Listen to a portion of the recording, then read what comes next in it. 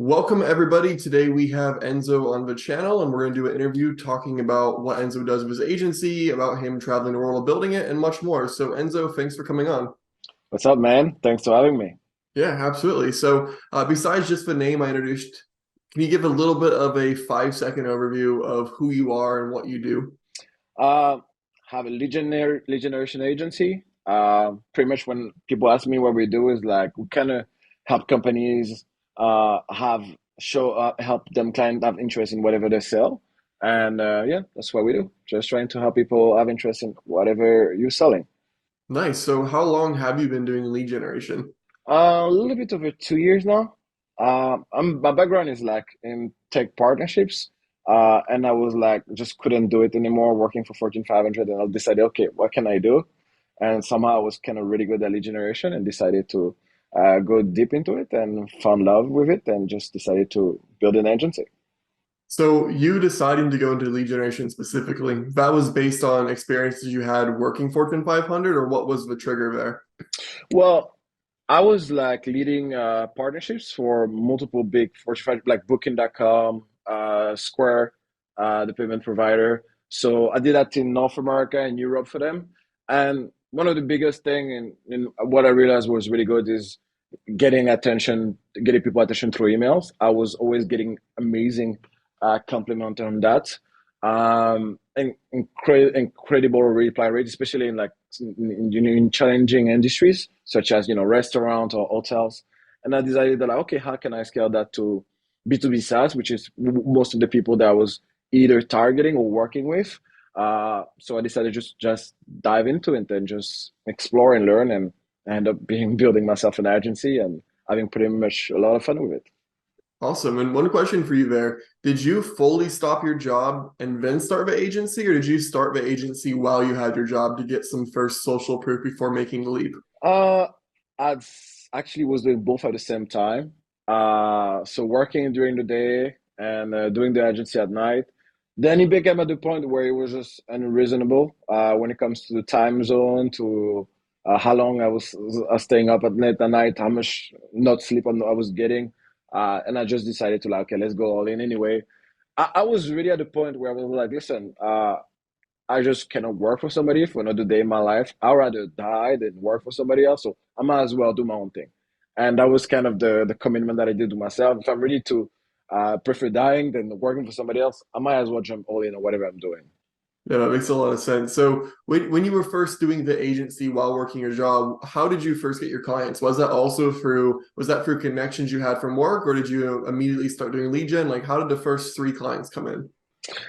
It's funny thing is like the first client was like a friend, and I think most people that started an agency start like that. Like, hey, I have a friend that's marketing agency, and it was like, yeah, I need help with that. I'm like, you know what? I'll help you with that. Just making sure you give me like the best customer referral ever. Like, yeah, sure, I'll do it.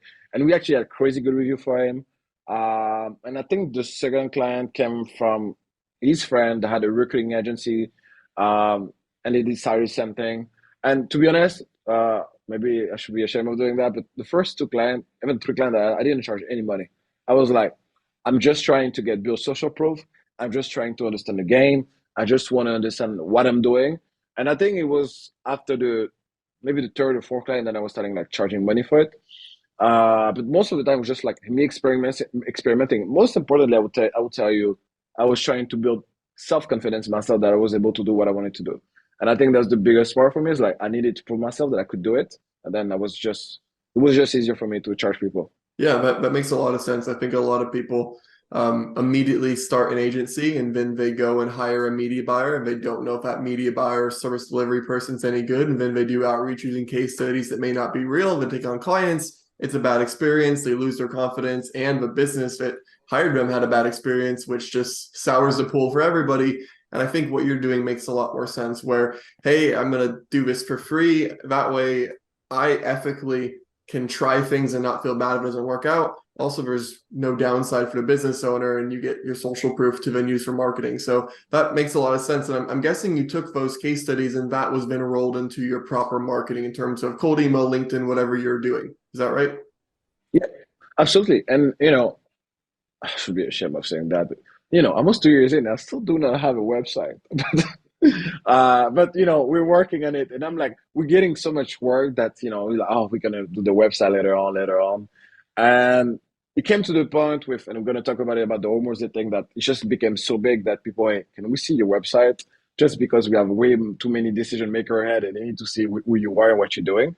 So right now, like we're working on building a really nice website and getting everything done.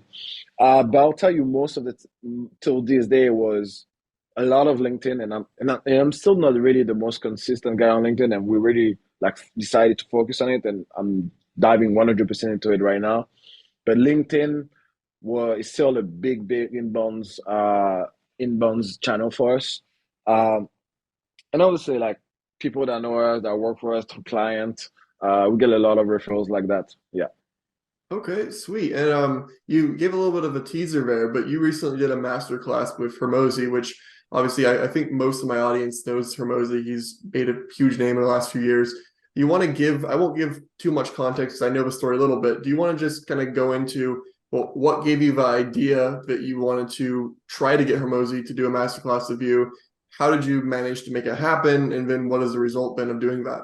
Okay, and you know what? I'll do something nice for your audience. My video is not yet out on the exact campaign that I run and the strategy that I use, but I will give it to you in exclusivity. So, Mozi launched his book, $100 Million Leads, August 19th of this year, 2023. And 5 weeks before that, he kind of reached out to a couple of people, be like, hey, I want to create the biggest thing ever. Like, I'll jump on the call with the guys that bring me the most leads that show up to the event. And I was like, huh, okay, let's play a little bit. Let's see. Like, I will. Hey, let's be honest here, guys. When I said that, I'm like, let me launch up on campaign and see what's up. I was not 100% confident it's gonna work. This first weekend, I received a message from his CMO. It's like, hey, by the way, dude, you number 12 worldwide. I'm like, number 12 worldwide, and I just have to be top 10 to jump on, to have a chat with him. Okay, guys. Then down we fire up the cannon, and we pretty much went ballistic. I think when we check the numbers at the end, we sent like 600,000 emails in like 5 weeks. Uh, yeah, like that's just ridiculous. And yes, so at the end of this kind of challenge, I was number one worldwide by the last week. And then the guy that owned publishing.com decided to wake up and throw a couple of emails. It's millions of people in his databases, and was able to overtake me in the last 3 days. And I ended up sending Alex 6,978 leads in 5 weeks that actually show up to his book launch. That is a lot of people. Now, so doing that much volume, were you using a traditional cold email setup where you had hundreds of domains and emails, or some secret sauce to send that much volume? Yeah, the I didn't use any software that I currently use for my agency just because like it didn't make sense in terms of time, volume, setup. We did Sure. have like 120 domains, maybe 150 domains. Um, I have a lot of friends in certain countries that have like crazy setup, and we're able to scrape a shit ton of data like way ahead that we currently have in our agency. Sure. And it's pretty much their setup that help us like balance all the volume that we were sending. But I tell you the secret of what we were able to achieve in terms of conversion of getting those 7,000 leads. It mostly comes down to our ICP that was just like it was ridiculous. I don't think I ever did a campaign that worked so well. And to give you like a little bit of background, when we decided to go all in on this, we asked ourselves where Alex audience is at and where is audience. And we know it's salespeople, marketers, or people that want to start a business or thinking about starting this business, already have a business. And we thought about, okay, where do those people hang out? And we look at Alex like entire strategy and the way he built his audience. What he does is that he goes on other people podcasts that actually have a really large audience. And we realized that the entire umbrella of all the podcasts is going on is self-development. People that either get trying to be wealthy, that either trying to be better partner, lovers, Sure. husband, like, wife and all that stuff. All people that try to be healthy, working out, he's really famous about, his physique and his health and all that stuff. So we kind of had the idea, okay, where those people hang out? And we had realized that all the people that listen to the podcast that's going on actually self-development addict. Like if you talk about somebody that really likes podcast, those people are addicts. They need the dopamine rush every day about the podcast they actually love. And we had the kind of the hypothesis that okay, if that's true, where those people hang out then? Because it would be really hard for us to figure out to be able to get the list of people that listen to those podcasts on Spotify or Apple Podcasts. But we ask ourselves, okay, let's assume for a second that those people actually follow the creator on LinkedIn. What would that say about those people? And the assumption that we had is like, if you actually follow the podcast company page on LinkedIn, you're not just a random guy that listening to the podcast on the side of the road. You're a true fan. You're somebody that's willing to follow your favorite podcast host, not just on the listening platform, Spotify and Apple Podcasts, but you're actually following them on LinkedIn. This is like true fan. This is like a starving crowd, and that's the hypothesis that we had. And what we did is actually we scraped every single podcast host company page that Alex been on for the past 24 months. And based on that, we have like 6 to 7, 8 different variation of campaigns. And yeah, we just scrape those people, put a crazy league magnet in those emails, and just fire it up, and it converted super well. That's really smart. I like your targeting there. Now, having all this success with that strategy, have you considered doing this with other affiliate offers? That's a good question, actually, now because we're actually quite busy with stuff right now. But I think there is something that we want to do with it in the long term. But here's the thing, and I tell to people like because you'll be surprised by the people that slide in my DM now. People running like really famous with millions of followers on YouTube and Instagram, and they're like well known business people. They're asking me, hey, can you help me with that? I think it only work with Alex because Alex is Alex. Like his personality, his authority, the way he does things is kind of unique. There's not many people like him, and I think it worked pretty well with him. I'm not 100% it will work in other formats.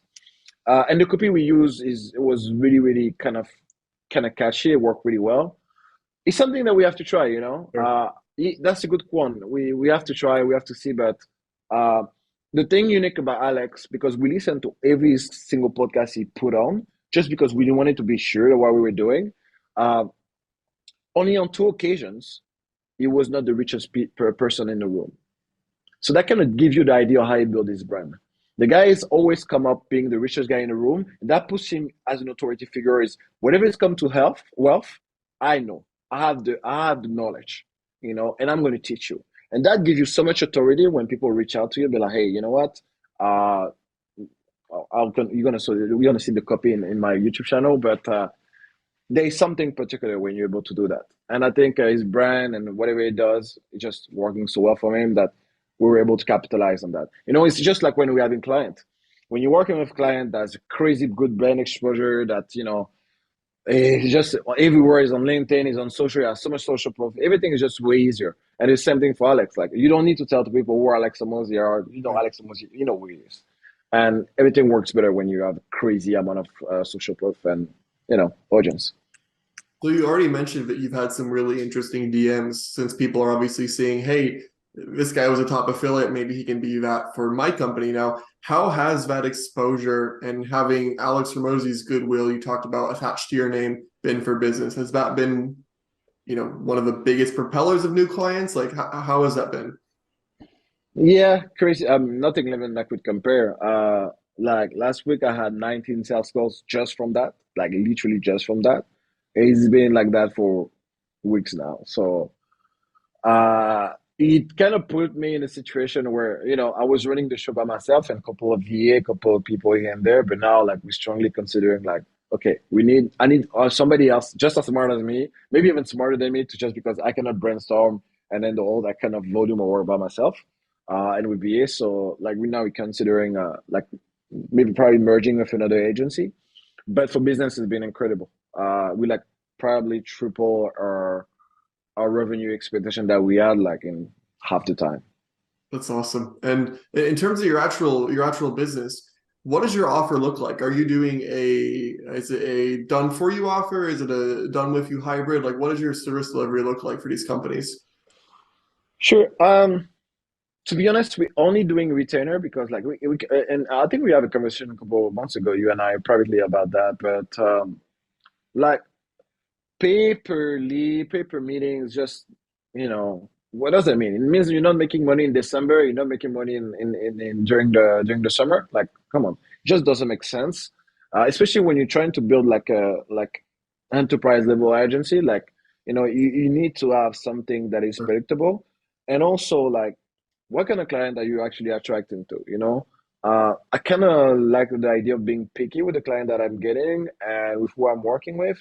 And some client we get them like 5 meetings a month, 8 meetings a month, and they're like their product, their service costs like $50,000. They're like 100% happy. Perfect. Give me the same. What I'm gonna do. I'm not gonna do like paper meeting like $1,000 for those meetings. And I have other clients that we send them like 50, 100 meeting positive response per month. And they're not gonna pay me like $100,000 per month for those meetings.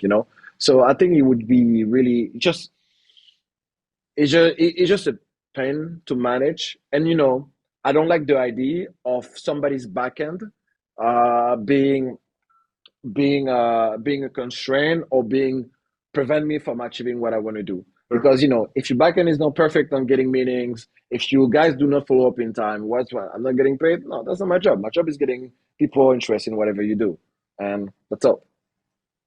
Yeah, I'm 100% with you on retainers being much easier. And also, like you mentioned, who they attract.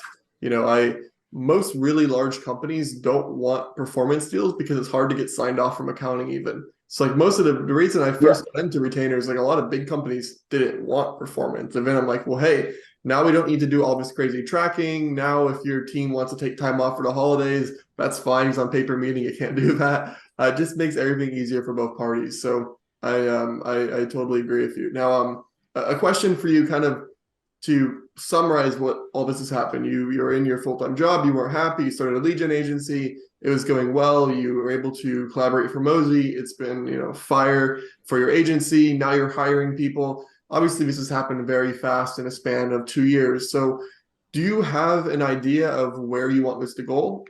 Is it to sell the company, to turn it into a lifestyle business, maybe to transition to something like InfoProd or software? Where does those next year or two look like for you? Uh, Agency is hard, but I would really like to bring that thing to like 8 figures. Like I want to see if this is possible. I think agency is really easy to get your first million from it. And then like I'm curious about the next step. What is the incremental value of, trying to get to a higher? That I'm curious about. And also at the same time, I'm really, really interested in software. Uh, so woman in the red dress, you have to pick one. Um, Ideally, I would like to have like a software product that's can be complementary to our agency or will help a customer. So it'd be Sure. way easier to develop it and integrate it. When I look at what Nick built, Nick from Leadbird, I really love his model. I don't know why he's like sleeping at night because the guy is way like he has incredible product, but I have no idea he's able to manage all of that because I know he's killing it on the agency side, and Scrubby is a great tool, and I think he has like quick lines and other tools that are really great. Uh, so I don't know how he does it, but yeah, ideally either keep building the agency like as hard as they can, and I think the best example for that is Belkins. Like literally, if I have to think like which one I would like, how I would like to be, Belkins is a great model. Those guys make, if I'm not mistaken, between $50 to $60 million a year, and they have like really great software like Foldly Yeah. and so on. So I think I think something like that would really excite me. Yeah, Balkans is a great example. I mean, they're crushing. Also, Nick is a good example too. Nick is like one thing without getting too sidetracked with Nick is it's funny because he does all these things, but whenever I speak to him, he always seems so well composed, which I find really impressive because he manages a lot of things at once. If you haven't met Nick directly, let me know after we're done here. I'll give you an intro. He's a really good guy. We'll Yeah, switch I would love that. Yeah, so that makes sense in terms of you're trying to figure out which woman in a red dress to follow. So to kind of wrap up, the last topic I wanted to ask you about a little bit outside of business is when did travel become part of what you're doing? I think it's my DNA, man. I left home, I was 17, moved to Germany for a year, lived in an American village over there. Then fell in love. I was 19, moved to Canada with a girl, did my studies over there. And I've been practicing martial art my entire life. Thailand was always like, yo, you need to go there, you need to go train there, you need to go do some camps.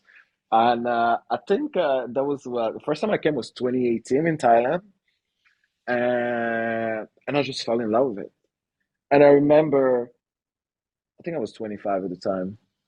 I don't know, maybe I don't know, 24, 25. And that was the first time in my life when I could just say out loud to myself, I'm happy. And I never ever had that feeling in the world where I could say I am happy. And I was not rich. I didn't have the money. I was living next to a gym. I was training all day, but I felt tremendously happy. And I, I had to go back home to take over some family business, but that feeling never left me. And I was like, yeah, I just want to experience that again. And yeah, I think before COVID happened, I was like, that's the perfect excuses. I sold everything and moved across the world and made my dream happen. And been in Thailand since then, been traveling actually around the world since then, been living in Europe for a while, then came back here, then moving all around, going to Brazil soon as we talked. Yeah, man, I think it's one of the privilege that we have and we should not take it for granted. So I'm trying to make the most out of it. Well, that's awesome. Well, Enzo, I appreciate you coming on. And as a final sign off, you don't have a website, so where can I send people? Do you want LinkedIn, YouTube? Where do you want people to go? Okay, I have a website, it's in the work, but I'll give you the address because we have the domains and we pretty much can find something already on it. It's not done yet. Okay. Is the codemessage.com. Uh, you can find me on LinkedIn at Enzo Carasso for sure, and on YouTube as well. Guys, slide in my DM. I'm the coolest guy in the world. I always respond to everybody. I love chatting with people, so don't hesitate. And yeah, Awesome. Well, thank that's you, it. Enzo. I'll leave those links in the description. I appreciate it, brother. Take care.